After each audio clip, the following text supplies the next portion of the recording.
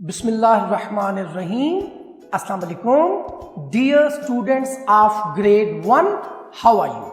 I'm your science teacher from Silk School of Tomorrow, City Campus Bhalwal. It's Science Grade 1. Title of the chapter is Living and Non-Living Things and it's our lecture number 10.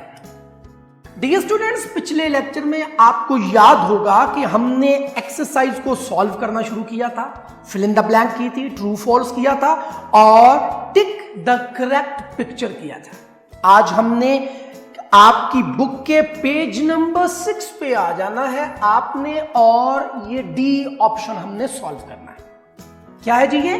Answer these questions in short. इन सवालात का मुख्तसर जवाब लिखें।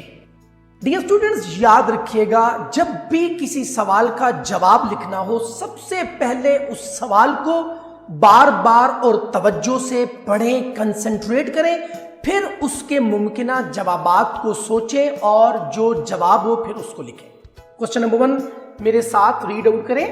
What will happen, क्या होगा, to living things, जिंदा चीजों को, if there is no air, अगर हवा नहीं होगी तो जिंदा चीजों को क्या होगा।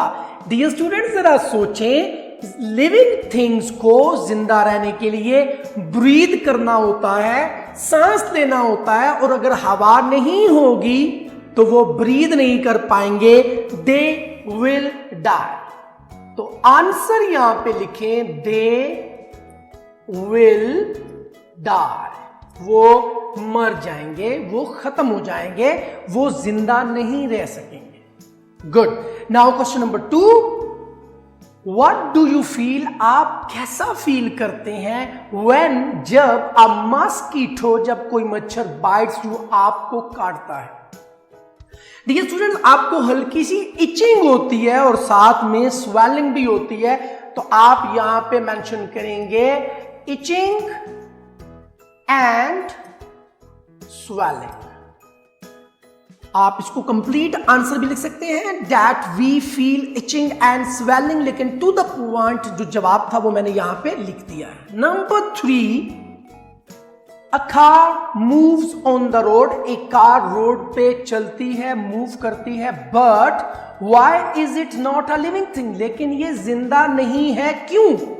डियर स्टूडेंट्स, लिविंग थिंग में एक प्रॉपर्टी होती है, that they move on their own, वो अपनी विल से चलते हैं, लेकिन जो कार होती है इसको चलने के लिए, स्टार्ट करने के लिए एक ड्राइवर चाहिए होता है। तो आप इस बात को लिख सकते हैं, because car needs a driver